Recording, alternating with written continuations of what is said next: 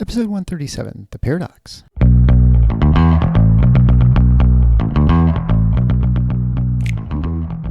Welcome to The Paradox with your attending, Dr. Eric Larson. He is a practicing anesthesiologist and clinical assistant professor at Michigan State University College of Human Medicine. Listen in as he takes you behind the scenes of what practicing medicine in today's ever-changing world is like with another doctor. The Paradox is a fun and accidentally informative show for physicians, patients, or anyone who has ever found themselves in a waiting room.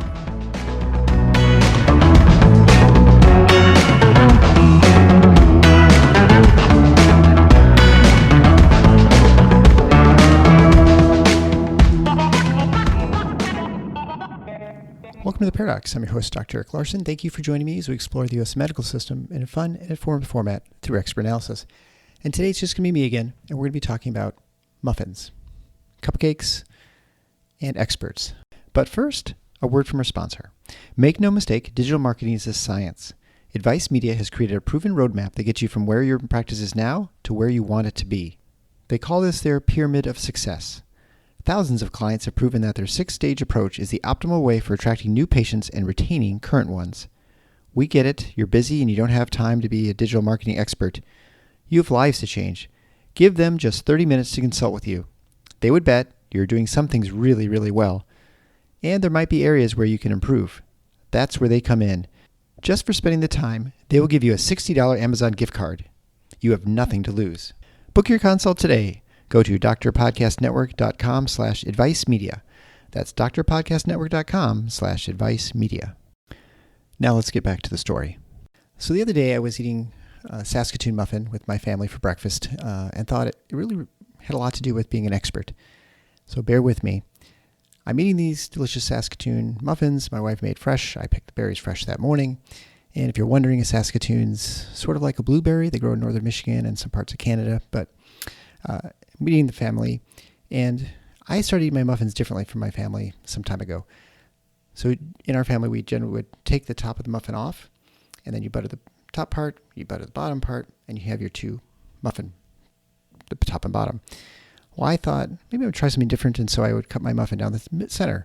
So that way I have a little bit of muffin top buttered and bottom buttered with every bite. And I mean, the top's the best part, and so that we have a top with every bite, which is important, right? I mean, I'm not a monster. Well, I would get teased quite often by my family and my kids.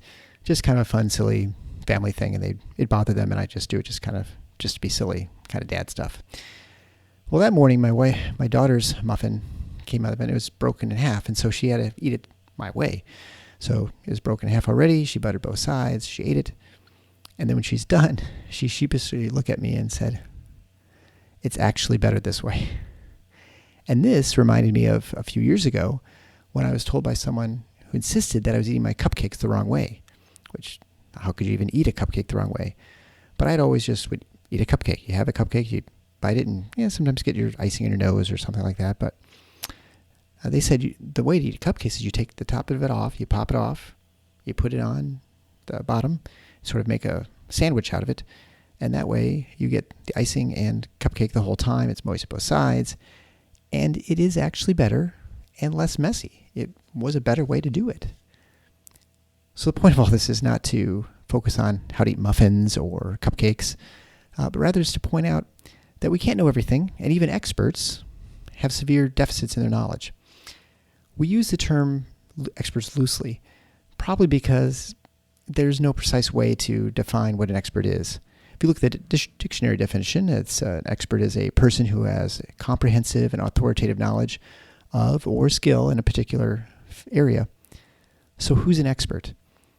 Well, I'm definitely an expert in anesthesiology, but there are many more who are more expert, knowledgeable, more adept with their hands and placing lines and blocks than me.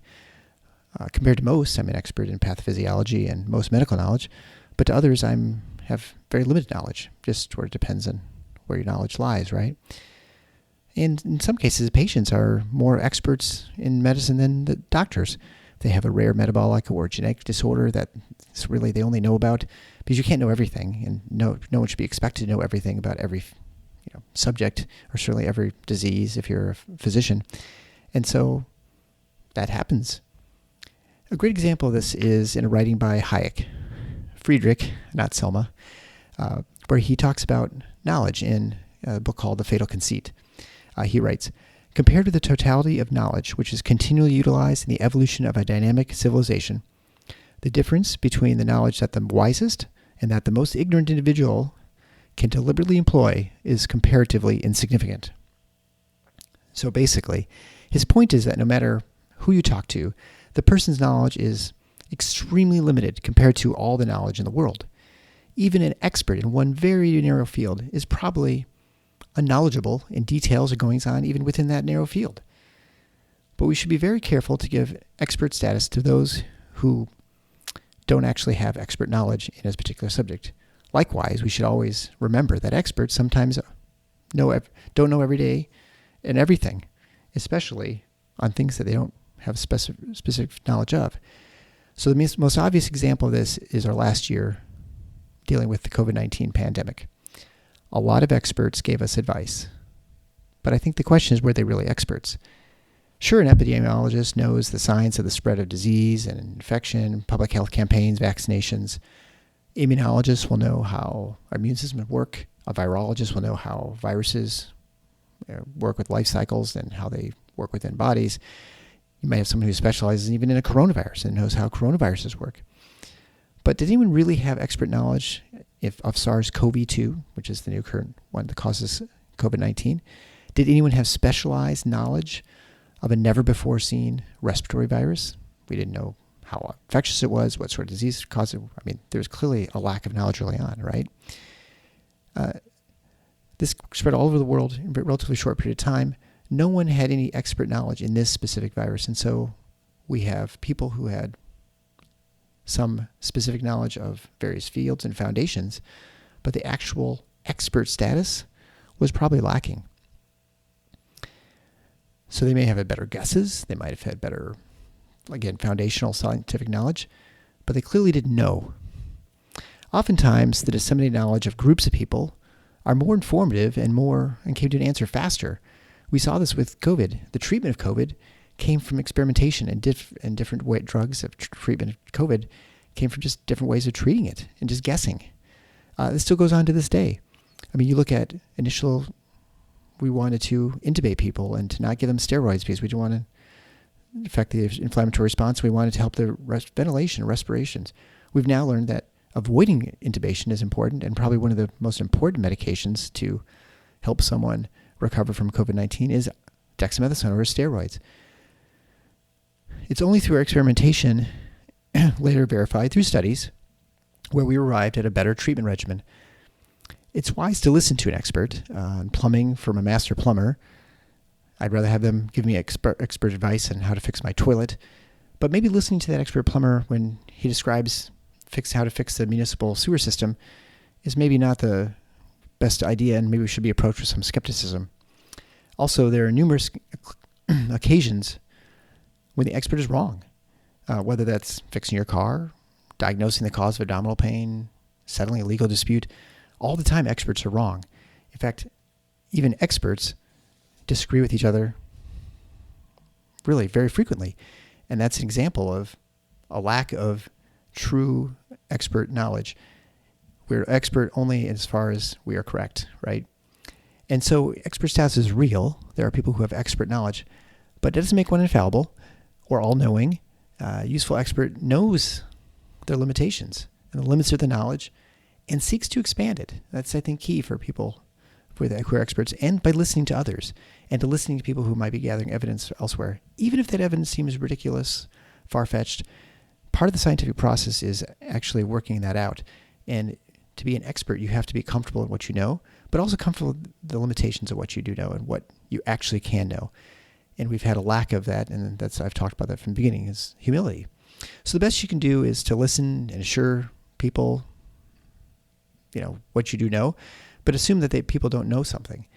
And almost for sure, this is the case, and is why the scientific discovery process requires open discourse and genuine curiosity. We have to be open to the idea, even if we're experts, that we're wrong and have limitations to our knowledge. It means it's okay to question the science, the experts, the common knowledge, and in fact, the phrase, even question the science, is really kind of strange because that is science. You question conclusions, you test hypotheses, and then you come up with theories, and then you have laws, things that you know are true, like gravity. But it's only through repeated experimentation and discourse do you actually come to these sort of conclusions. We always have to accept the possibility that we're wrong. And you're actually, not surprisingly, more likely to be wrong than right when you're countering the advice or knowledge of an expert. That's to be expected. But also, there's a recognition that they might be wrong because in some ways, they may not have specific knowledge in this specific instance. And in this case, it's very obvious that no one had specific knowledge or expert knowledge of how SARS-CoV-2 would act, what measures would work to prevent it, what measures were best for treatment, those sorts of things. So be open to being wrong. And I think if the person offering advice really is an expert, they should be able to accept the fact that they might be wrong. Maybe you're wrong. Maybe the expert's wrong. Maybe that muffin really would be best split down the middle and buttered generously. Maybe it's better to be done some other way. And I don't think you'll ever convince me to do it any other way, but, I'm open. I'm happy to eat more muffins and be proven wrong. And I hope that when you look at people who are proclaimed experts, that you recognize that, maybe they're not as expert as they think they are. Well, I hope that you enjoy this. As a very short episode. This is a quick commute episode for you.